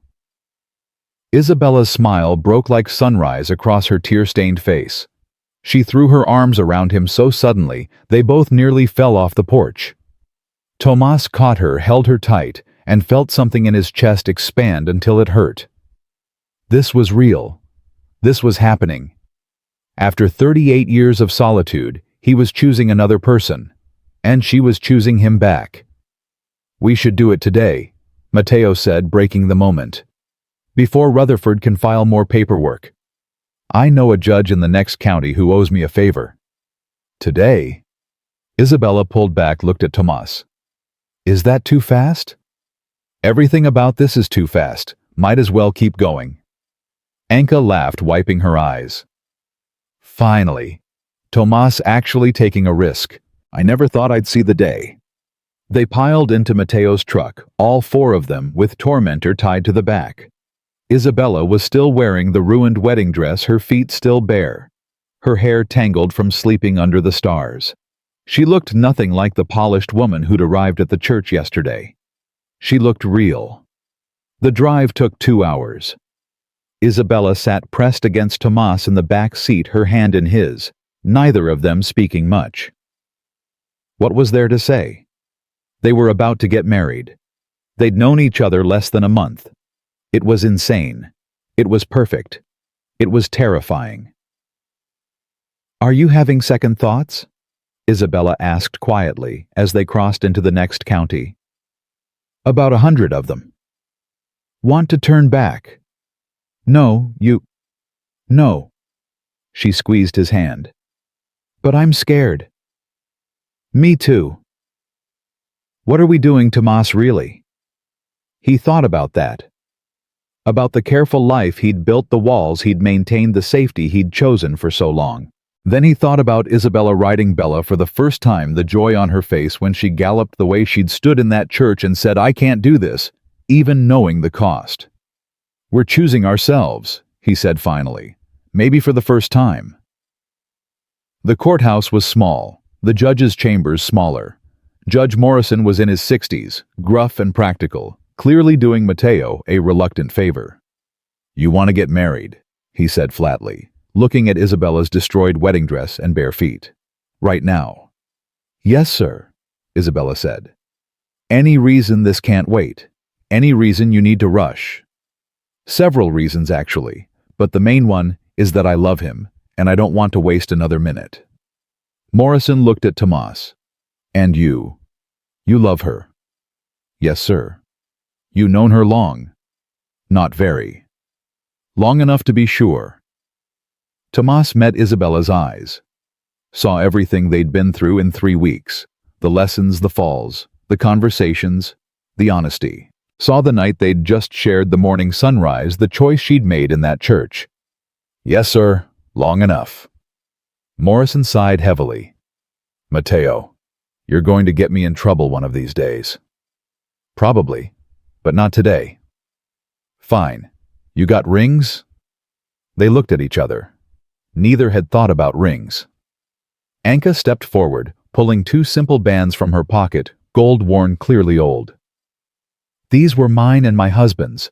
Miguel would want them used for something this foolish and romantic. Isabella's eyes filled with tears. Anka, we can't. You can and you will. Someone should get some joy out of them. We sure did. The ceremony took 5 minutes. No music, no flowers, no crowd of witnesses. Just Morrison reading from a book in a monotone voice, while Anka and Mateo stood as witnesses. When he got to the vows, his voice softened slightly. Tomas, do you take this woman to be your lawfully wedded wife, to have and to hold from this day forward, for better or worse, for richer or poorer, in sickness and in health, until death do you part? Tomas looked at Isabella. At the woman who'd appeared through the dust, asking to learn how to ride. At the woman who'd fallen and gotten back up. At the woman who'd stood in a church full of people and chosen truth over safety. I do. Isabella, do you take this man to be your lawfully wedded husband, to have and to hold from this day forward, for better or worse, for richer or poorer, in sickness and in health, until death do you part? Isabella's voice shook but held steady. I do. By the power vested in me by the state, I now pronounce you husband and wife. You may kiss the bride. Tomas kissed her, carefully conscious of Mateo and Anka and the judge watching. But Isabella kissed him back with everything she had, and for a moment he forgot they had an audience. Forgot everything except the feeling of her lips on his, her hands in his hair, the impossible reality that she was his wife now. His wife. They signed the papers in a daze. Morrison filed them immediately, making it official before anyone could object. As they left the courthouse, Mateo clapped Tomas on the shoulder. "Congratulations! You're now legally bound to someone who disrupts weddings and runs away in stolen wedding dresses." "It's my wedding dress," Isabella protested. "I didn't steal it." "Did you pay for it?" "My father did." "And where is your father right now?" Isabella's face fell.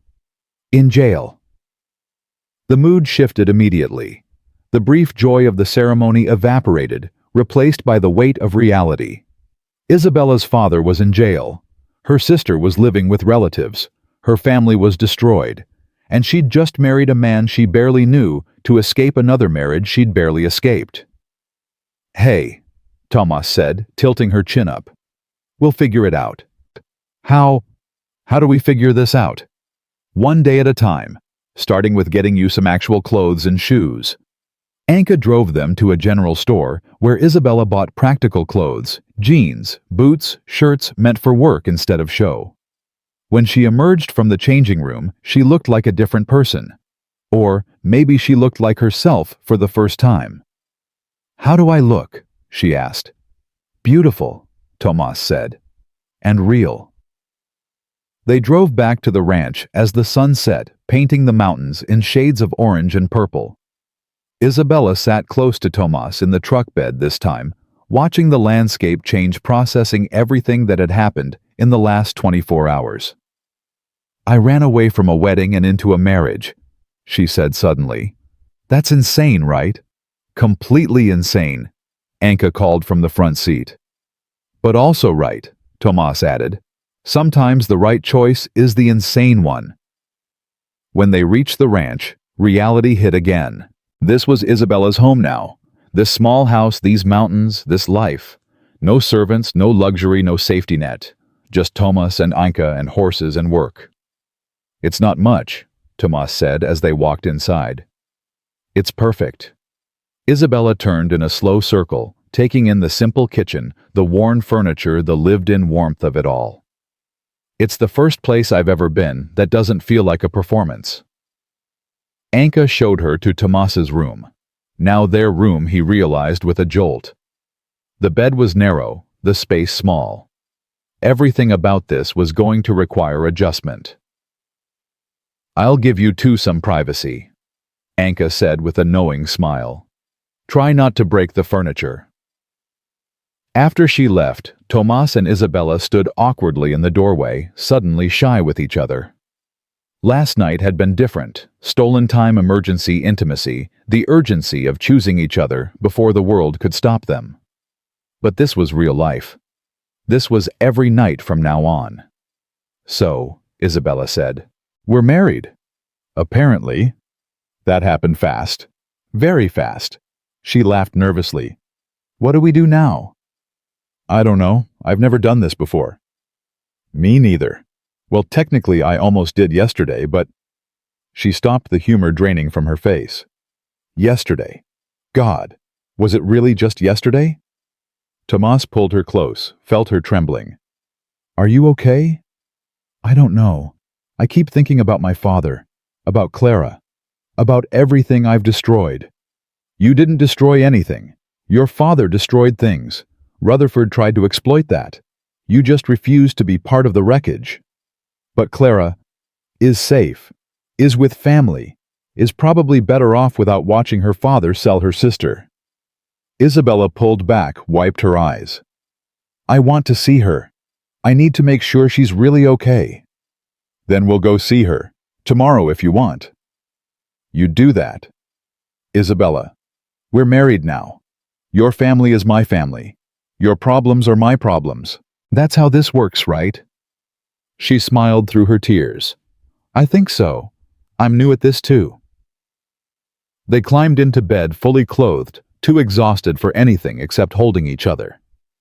Tomas lay awake long after Isabella's breathing deepened into sleep, staring at the ceiling and trying to process everything. He was married. He had a wife.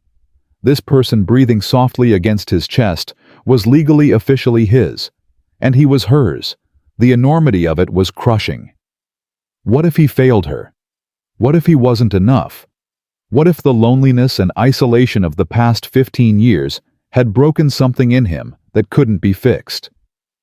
"Stop thinking so loud," Isabella murmured. "I can hear your brain from here." "Sorry." "What are you worried about?" "Everything." She propped herself up on one elbow. "Me too. But we're worrying together now.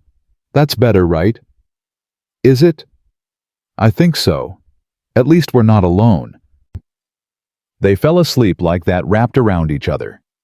Two people who'd chosen the terrifying possibility of connection over the safety of solitude. Morning came with a knock on the door.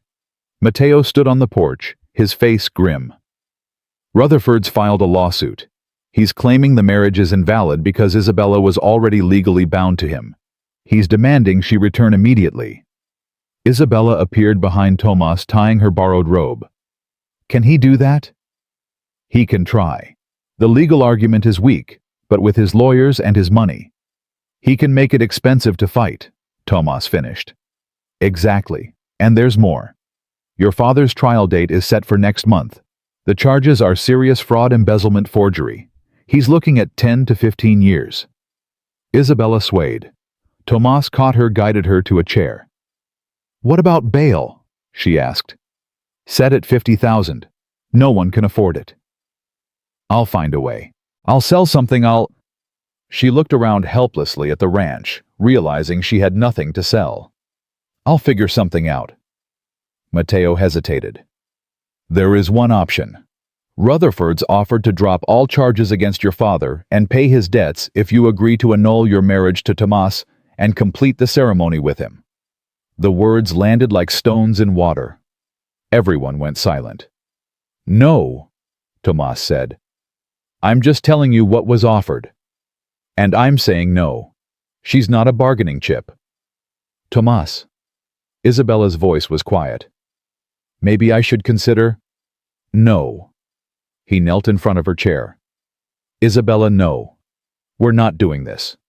We're not trading you back because he's making threats. But my father is an adult who made his own choices, bad choices. And yes, the consequences are terrible. But you already saved him once by almost marrying Rutherford. You don't owe him a second sacrifice. He's my father. And you're my wife. And I'm not letting you go." Isabella looked at Matteo. "How long do I have to decide?" "He wants an answer by tomorrow." After Matteo left, Isabella sat motionless in the chair. Tomas made coffee, gave her space, waited for her to process. Finally, she spoke. "I can't let my father go to prison for 15 years. "You might not have a choice." "There's always a choice. That's what you taught me. Remember at the spring, you said we always have choices, even when they're all terrible." "I didn't mean you should choose martyrdom." "What did you mean then?" Tomas sat across from her. "I meant you should choose yourself. Choose the life you want, not the life everyone else demands from you. And if choosing myself means my father dies in prison, if it means Clara grows up knowing her sister could have saved their father but didn't, how do I live with that?" He had no answer, because she was right. Some choices came with consequences so heavy they crushed you either way. They spent the day in tense silence, both thinking, neither speaking. Tomas worked in the barn. Isabella wandered the property. By evening, they still hadn't discussed it. They ate dinner with Anka, mechanical and distracted. "You need to talk about this," Anka said finally. "Both of you, or it's going to poison everything." "There's nothing to talk about," Isabella said. "The answer's obvious." "Don't," Tomas warned. "Don't what? Don't save my father. Don't take responsibility for my family. Don't throw yourself away because you feel guilty. It's not guilt, it's love and responsibility and—" She stopped, tears streaming down her face. "I don't know how to be happy when everyone I love is suffering." "So you'll just suffer with them?" "At least I'll be honest." Tomas slammed his hand on the table. "Honest. You want to talk about honest?" "Honestly, your father is a coward who gambled away his fortune and tried to sell his daughter to cover his debts. Honestly, Rutherford is a predator who sees women as property. Honestly, sacrificing yourself won't fix either of those truths. It'll just mean one more person destroyed by their selfishness. He's my father. I know. And I understand you love him, but love doesn't mean you have to destroy yourself to save him. They stared at each other across the table, both breathing hard, both fighting tears. "What would you do?" Isabella asked quietly.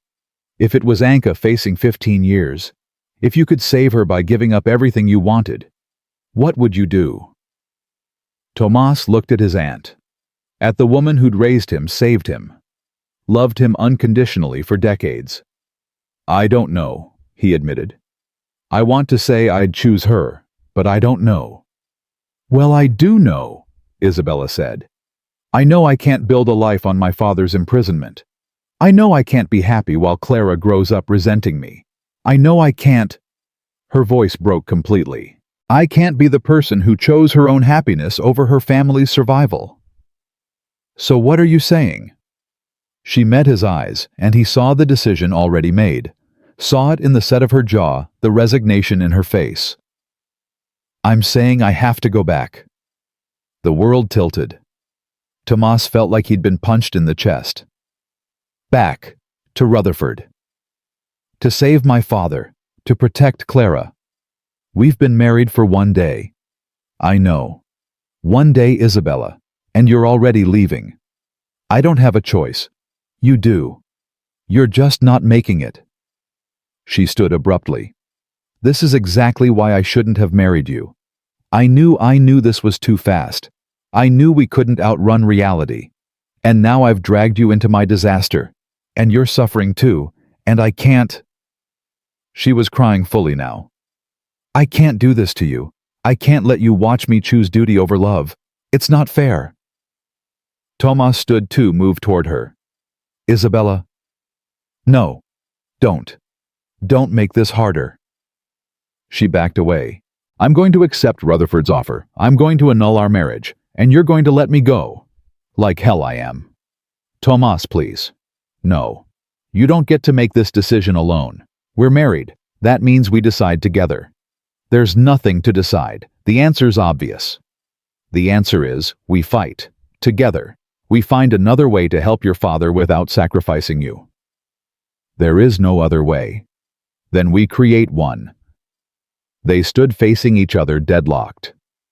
Outside, thunder rumbled in the distance. A storm was coming.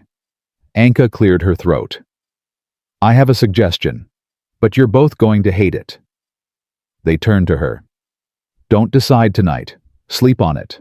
Talk to a lawyer tomorrow. See if there are options you haven't considered. Then decide, together." She looked at Isabella. "But know this, mija. If you go back to Rutherford, you're not saving anyone. You're just joining your father in a different kind of prison." That night they lay in bed back to back, not touching. The distance between them felt infinite.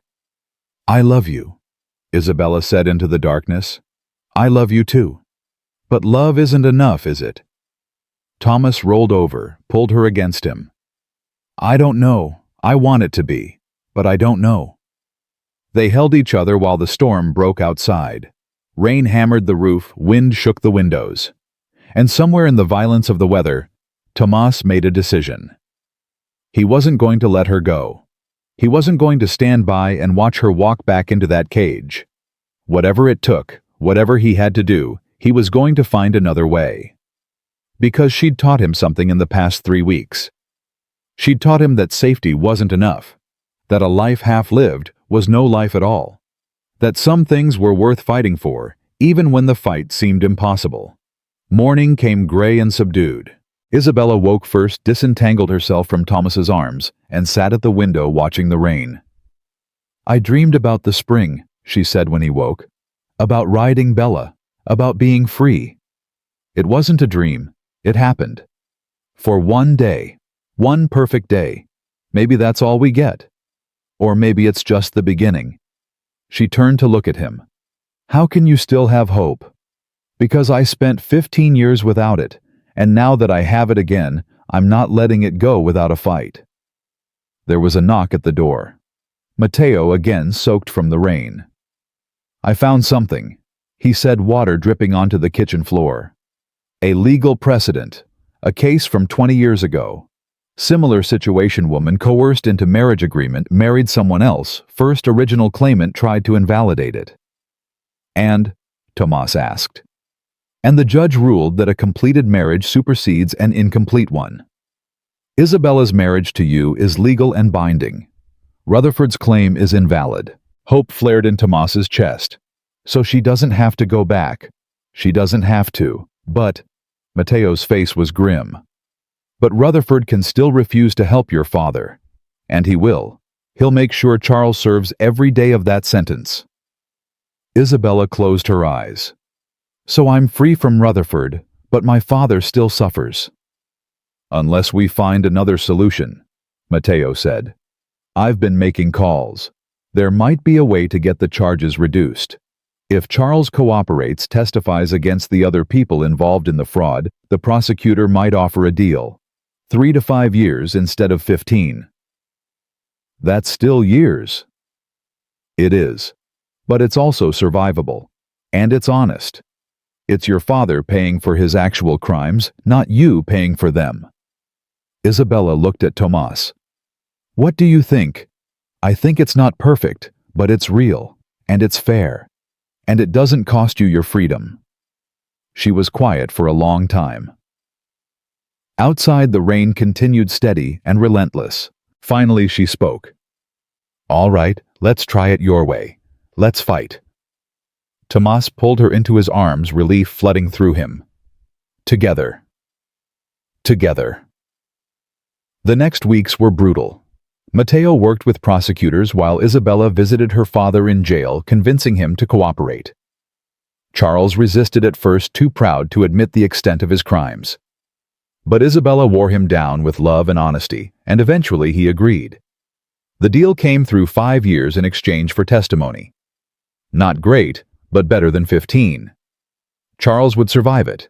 The family would survive it. Rutherford fought the marriage's validity, but Morrison's ruling held. Isabella was legally Tomas's wife. The case was closed.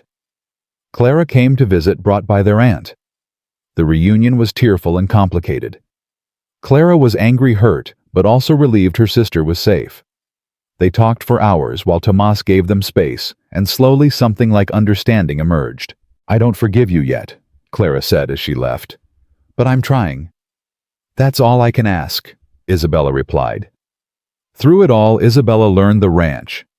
She was terrible at first, couldn't ride well enough for serious work, couldn't rope, couldn't read horse behavior. But she learned. She fell and got back up. She worked until her hands blistered and her muscles screamed. She became slowly the person she'd always needed to be. And at night, she and Tomas figured out marriage. How to share space, how to fight without destroying each other, how to love someone fully while still maintaining yourself. It was messy and difficult, and nothing like the romance novels promised. But it was real. And real was what they'd both been searching for all along. 2 months after the wedding, they returned to the spring. Same place, different people. Isabella rode Bella confidently, now no longer needing Tomas to lead. They dismounted by the water, and she looked at him with eyes that held everything they'd been through. "Was it worth it?" she asked. "All the pain and chaos and fight?"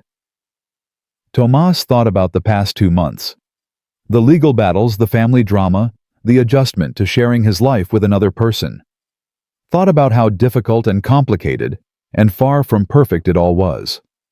"Yes," he said. "Every second." She smiled, and in that smile was everything he'd ever needed. Not perfection, but truth. Not easy, but real. Not safety, but life. They made love beside the spring, while the water rushed past and the mountains stood witness. And when they rode home that evening, side by side on their horses, Tomas realized something. He'd spent 38 years building walls, and in 3 weeks, Isabella had taught him something better than safety. She'd taught him how to be brave. The seasons turned slowly in the mountains, each one bringing its own lessons. Fall arrived with golden aspens and cold mornings, and Isabella learned what it meant to prepare for winter in a place where survival wasn't guaranteed. She helped Thomas and Anka stockpile feed repair fences, winterize the barn. Her hands grew rough and capable, her body strong from work that never ended. "You're different," Clara said during her second visit in October. She stood watching Isabella muck stalls, something the old Isabella would never have done. "You look like you belong here." "I do belong here." Isabella leaned on her pitchfork, wiping sweat from her forehead. "For the first time in my life, I actually belong somewhere." "Don't you miss it? The city, the parties, the performance? No. I don't miss pretending to be something I'm not." Clara was quiet for a moment. "Father asked about you. In his last letter." Isabella's chest tightened. She'd written to her father twice since his sentencing, but he hadn't responded. "What did he say?" "He said he's sorry. He said he understands why you made the choice you did. And he said—" Clara's voice caught. "He said he's proud of you for being braver than he ever was." Tears burned Isabella's eyes. "He said that, word for word. He's different now, Isabella. Prison it's changing him. Breaking him down, but also maybe making him honest for the first time." That night, Isabella wrote another letter to her father. Not apologizing this time, but sharing her life, the horses, the ranch, the man she'd married. She told him about learning to rope, about falling off Bella into a mud puddle, about Anka teaching her to make tortillas. She told him she was happy, really happy, and she hoped someday he could be too. Winter came hard. The first snow fell in November, and by December the ranch was buried under 3 feet. Tomas taught Isabella how to break ice on water troughs, how to check horses for frostbite, how to read weather in the way the wind moved. They worked side by side in brutal cold, their breath freezing in the air, their bodies aching by nightfall. "I used to think hard work was unfair," Isabella said one night as they soaked their sore muscles in hot water, like suffering meant something was wrong. "And now I think some suffering is just the price of living, and it's worth it." Tomas pulled her closer in the tub. "You sound like Anka. I'll take that as a compliment." Christmas came quiet and perfect. Just the 3 of them and Mateo, who brought whiskey and stories. They ate roasted chicken and potatoes, played cards by the fire, laughed until their sides hurt. It was nothing like the grand Christmases Isabella had known, no orchestra, no champagne, no designer gowns. But it was everything that mattered. "This time last year," Isabella said as they were falling asleep that night, "I was at a party pretending to enjoy conversations with people I didn't like about things I didn't care about. And I remember thinking, is this all there is? And now I know there's so much more, and I almost missed it." January brought news that Charles Dwarte's testimony had helped convict 3 other men in the fraud scheme. The prosecutor sent a letter thanking Isabella for convincing her father to cooperate. It didn't change his sentence, but it meant something. It meant his suffering had purpose. February was the hardest month. Cabin fever set in as the snow kept falling and the temperature dropped to dangerous lows. Isabella and Tomas fought for the first time, really fought, not just disagreed. She couldn't remember what started it. Something small and stupid, but suddenly they were yelling at each other, saying things designed to wound. "Maybe this was a mistake," Isabella shouted. "Maybe we moved too fast and now we're stuck with each other. Maybe you should have stayed with Rutherford if you wanted an easy life." The words hung between them like poison. Isabella's face went white. Tomas immediately regretted it, but pride kept him from apologizing. She grabbed her coat and walked out into the snow. Just walked, no destination, no plan. Tomas watched her go, torn between following and letting her cool down. Anka appeared beside him. "You going after her?" "Should I?" "That depends. You want to be right or you want to be married." He was out the door before she finished the sentence. He found Isabella a quarter-mile down the road, sitting on a fallen log, crying into her hands. The snow was falling harder now, covering her hair, her shoulders. "Isabella." She didn't look up. Go away. Not a chance. I mean it, Tomas. I need to be alone. In a blizzard, you'll freeze. Maybe I want to freeze. Maybe that's easier than this.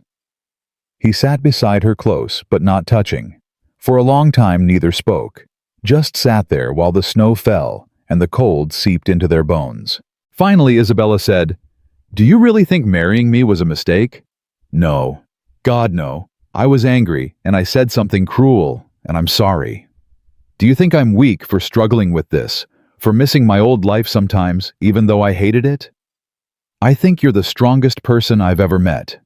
And I think adjusting to a completely new life in the middle of winter with a husband who barely knows how to communicate is probably the hardest thing you've ever done."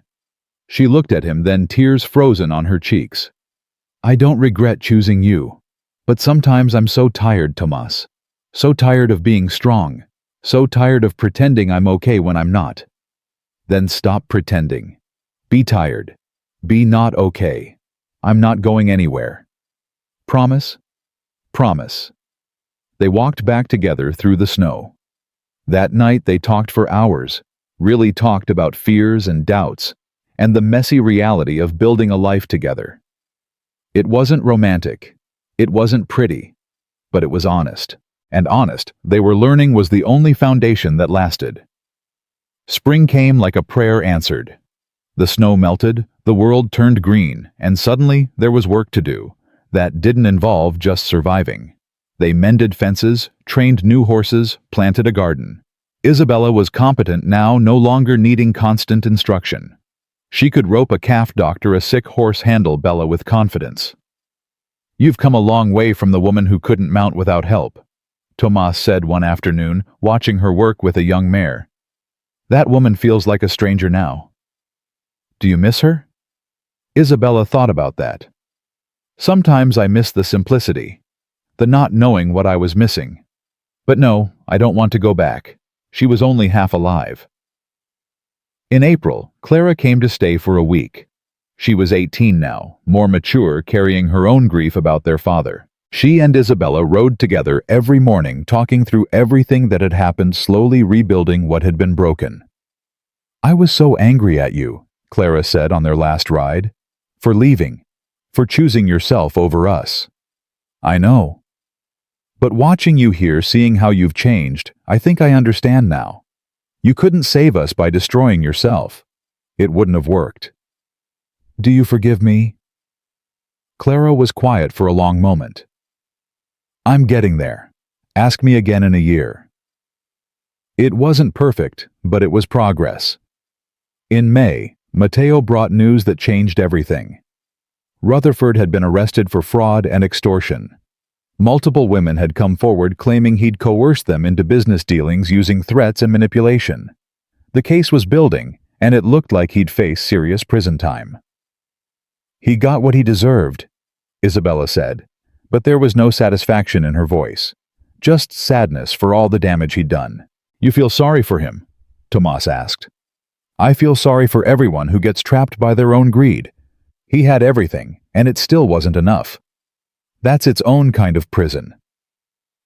Summer brought tourists to the area, and with them an opportunity. Isabella suggested offering trail rides, a way to supplement their income and share the mountains with people who'd never experienced them. Tomas was skeptical at first, but she wore him down with enthusiasm and practical arguments. "We're good at this," she said. "Teaching people to ride, showing them the land. Why not get paid for it?" They started small weekend rides for families, nothing too ambitious. But Isabella had a gift for it, making people feel comfortable sharing stories about the mountains, helping nervous riders find confidence. Word spread, and soon they were booked solid through September. "You were right," Tomas admitted after a particularly successful weekend. "This is working." "We're working," Isabella corrected. "We make a good team." One evening in late July, they rode to the spring. It had become their ritual once a month, returning to the place where everything changed. They dismounted and sat by the water, watching the sunset paint the sky impossible colors. "You know what I realized," Isabella said. "It's been almost a year. A year since I showed up at your ranch demanding riding lessons. Feels like longer. In a good way or bad way? Good way, like you've always been here. She leaned against him. Remember when you asked me why I needed to learn to ride, and I said I needed to know I could run away if I had to? I remember. I don't feel that way anymore. I don't need to know I can run. I need to know I can stay. Tomas kissed her forehead. You can stay. For as long as you want. What if I want forever? Then forever it is. In August, they received a letter from Charles. He'd been transferred to a lower security facility for good behavior. His health was improving. He'd been attending counseling, working through the shame and guilt that had driven his bad decisions. He asked if he could visit when his sentence was up in 4 years. Asked if Isabella would want to see him. She read the letter twice, then passed it to Tomas. What do you think? I think he's trying. And I think forgiveness doesn't mean forgetting, but it might mean allowing people to change. So I should say yes. Do you want to say yes? Isabella stared at the letter for a long time. I think so. I think I want to believe people can become better. Even my father. She wrote back that afternoon. Told him yes, he could visit. Told him she was proud of him for facing his mistakes. Told him she was learning that courage wasn't about never being afraid, it was about choosing to do the right thing, even when you were terrified. Fall came again, completing the circle. 1 year since the wedding, that wasn't since the choice that changed everything. Isabella stood in the corral with a new student, a young woman from the city who reminded her of herself a year ago. Afraid, but determined. Lost, but searching. Relax your grip, Isabella instructed. The horse can feel your tension. Just breathe. The woman did, and the horse responded, moving more smoothly. How did you get so good at this? The woman asked. Isabella smiled. I had a good teacher, and I was desperate enough to actually listen. That evening, she and Tomas sat on the porch with Anka, watching the sun set over the mountains. The same view Tomas had watched alone for 15 years, but nothing was the same anymore. You ever regret it? Anka asked Isabella. Giving up your old life for this one? Every day, Isabella said honestly. Then she reached for Tomas's hand. But I regret the thought of not doing it more. That's the secret, Anka said. Not avoiding regret, but choosing which regrets you can live with. In October, they made their monthly trip to the spring. The aspens were gold again, the air crisp with approaching winter. They dismounted and stood at the water's edge, remembering. This is where it happened, Isabella said. This is where I stopped running from my life and started running toward it. This is where I stopped being afraid, Tomas added. Or at least where I decided being afraid was less important than being alive. They stayed until dark, talking about everything and nothing, making plans for the winter, for the years ahead, discussing whether they wanted children someday, what they'd teach them, what kind of life they'd build. Whatever we build, Isabella said, I want it to be honest. I want our kids to know they have choices, that they're more than what anyone else needs them to be. Then that's what we'll give them. They rode home under stars so bright they hurt to look at. The same stars that had watched them fall in love, that had witnessed their desperate choices and hard-won victories. The same stars that would keep watching as they built something real together, season after season, year after year. When they reached the ranch, Anka had left a light burning in the window. A small thing, but it meant welcome. It meant home. It meant family. Inside, they shed their coats and boots, moved around each other with the easy familiarity of people who'd learned each other's rhythms. Tomas made coffee while Isabella lit the fire. They sat together on the worn couch, her head on his shoulder, his arm around her waist. You happy? He asked. Terrified, she answered. But yes, happy. That's the thing about choosing life over safety, isn't it? You're never quite sure how it's going to turn out. But you're sure it means something. Outside, the wind picked up, carrying the scent of pine and coming snow. Winter was approaching again. They'd survive it like they'd survived the last one together, working hard, fighting when they needed to, loving each other through the difficult parts. The next morning, Isabella was up before dawn. She pulled on her work-clothes jeans, worn soft from use boots that fit her feet perfectly now, a coat that smelled like horses and leather and home. She walked to the barn where Bella was waiting, nickered a greeting. "Morning, girl," Isabella said, stroking the mare's nose. "Ready to work?" She saddled Bella with practiced efficiency, no longer needing to think about each step. Led her out into the cold morning air where Tomas was already working with Tormentor, putting the stallion through exercises. He looked up as she approached, and the smile that crossed his face was everything. Not practiced, not performed. Just real. "You're up early," he said. "Couldn't sleep. Too much energy. Want to ride out to the ridge?" "Always." They rode together as the sun rose, painting the world in shades of pink and gold. Two people who'd found each other by accident, who'd chosen each other despite everything, who were building a life that wasn't perfect, but was completely their own. At the top of the ridge, they stopped to watch the ranch spread below them. Small and simple and honest. Everything they needed and nothing they didn't. "You know what I figured out," Isabella said. "That day you asked me why I needed to learn to ride, I told you I needed to know I could run away if I had to." "I remember. I was wrong. I didn't need to learn how to run away. I needed to learn how to run toward something, toward myself, toward life, toward you." Tomas reached across the space between their horses, took her hand. "You taught me the same thing. I spent 15 years running away from people, from connection, from the possibility of getting hurt. You taught me that getting hurt is just proof you're alive." They sat there as the sun climbed higher, hands linked across the space between them. Below, Anka was emerging from the house, starting her day. Smoke rose from the chimney. The horses in the pasture were moving, stretching, beginning their routines. Life in all its messy, complicated, beautiful reality. "Ready to head back?" Tomas asked. Isabella looked at the ranch one more time. At the life they'd built and were still building. At the future spreading out before them, unknown, and therefore full of possibility. "Yeah," she said. "Let's go home." They rode down together as the morning opened up around them. Not running from anything anymore, not running toward some impossible dream, just riding side by side toward whatever came next.